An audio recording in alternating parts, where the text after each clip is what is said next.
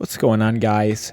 Today we're going to be going over the 2022 NFL Draft steals. Now, I'm not going to be highlighting all of them. There were a lot of good value picks, great picks throughout the draft, but today I just want to highlight the ones that I felt most strongly about, guys that I thought they were going to go way higher, and guys that I think that project very well to the NFL, and teams got great value for them at the position that they got them. Let's get right into it. First is going to be Jermaine Johnson. Now, as a Jet fan, I'm extremely excited about this. Daniel Jeremiah even had Jermaine Johnson ahead of Kayvon Thibodeau in his top 50, and Jermaine Johnson fell all the way to 26. Now, I think the reason why he did fall to 26 was due to his age being 23 and his lack of physically imposingness.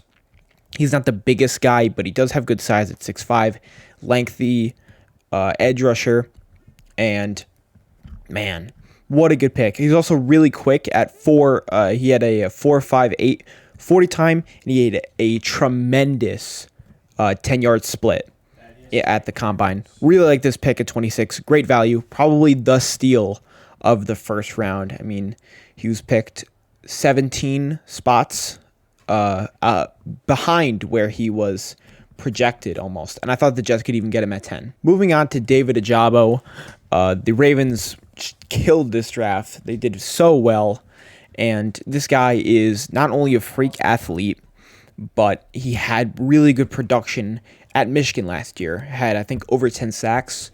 Now, he did tear his Achilles at his pro day. So his fall to the second round was eventual, but I thought this guy was a definite first-round pick before his injury. Absolutely so fast at 4.55. He has that quickness off the edge, and he's going to a team that is known for developing edge rushers and defensive linemen. This is almost the perfect situation for David Ojabo. Next is going to be Nakobe Dean. Now, the reason why he fell was due to a pec tear, and also a long history of injury concerns. But him in the third round was so good for the Eagles, who also killed the draft. I mean, Nakobe Dean is not only a leader, he was the leader on that Georgia defense. He's pairing up with Jordan Davis, who was also drafted by the Eagles, also on Georgia. And also, this guy has sideline-to-sideline speed. He is undersized, but he's so quick. He is good at tackling. He is probably the best coverage linebacker and can even run with receivers. Love this in the third round.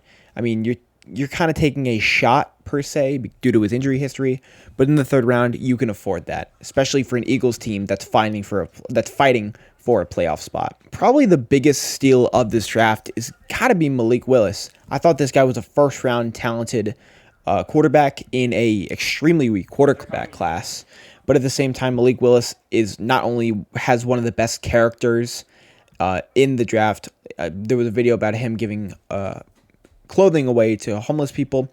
Love his character, and then he also has excellent arm strength, and also has Lamar Jackson type ability on the ground. He runs his top speed is 21 miles per hour. I thought that his best situation was sitting for a year because he did go to Liberty, but he's going to sit under Ryan Tannehill, and he's going to a great offense in the Tennessee offense. Now, they just gave away A.J. Brown, but I think that they made up for that a little bit with the Treylon Burks pick. Love this move for the Titans, taking a shot at a potential first-round guy, potential franchise quarterback.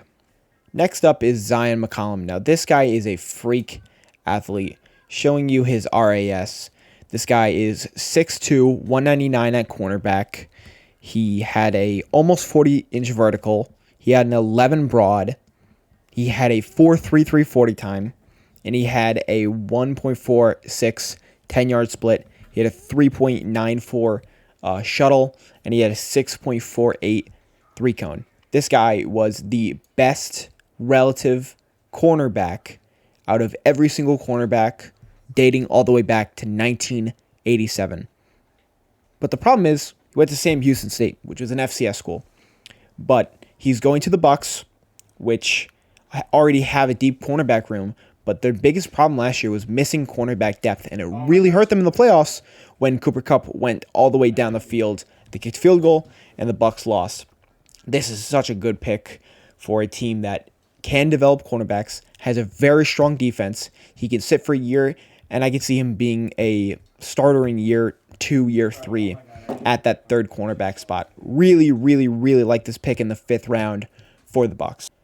Another freak linebacker going to the Chiefs, who also had a top 3 draft pick, top 4 class.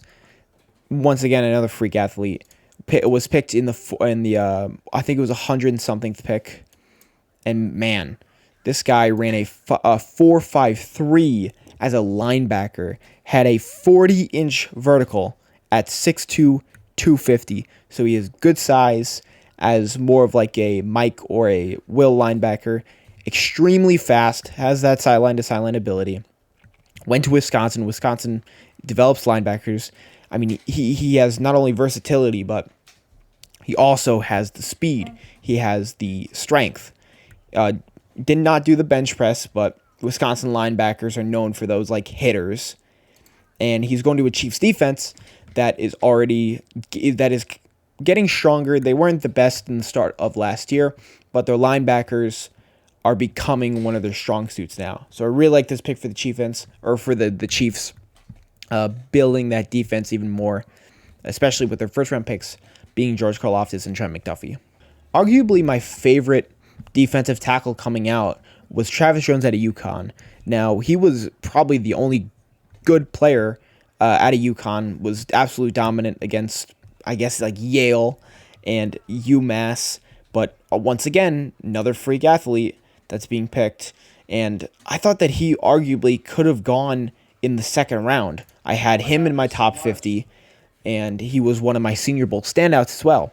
Ran a 4.92 as a defensive lineman, 6'4", 325, good broad, good athlete. He was in the 94th percentile. Really like this pick, especially in the 3rd round. Pick 76, not even at the top, in the middle. Man, the Ravens just did so well at getting really good value in the middle picks. And with my last pick of the video, I have Perion Winfrey. He was in Daniel Jeremiah's top 50, and he was ahead of Logan Hall, who went at the top of the 2nd round. Now, Perion Winfrey went at the top of the 4th round. So, great value for the Browns, who I think needed a little bit more help on that defensive tackle, especially if Myles Garrett gets a little banged up. Jadeveon Clowney is getting injured. They lost Larry Ogunjobi. Really like this pick for the Browns. Really good value, especially in the 4th round. And you can't really argue with Daniel Jeremiah nowadays. He's right on a lot of things. So, I also dominated the Senior Bowl.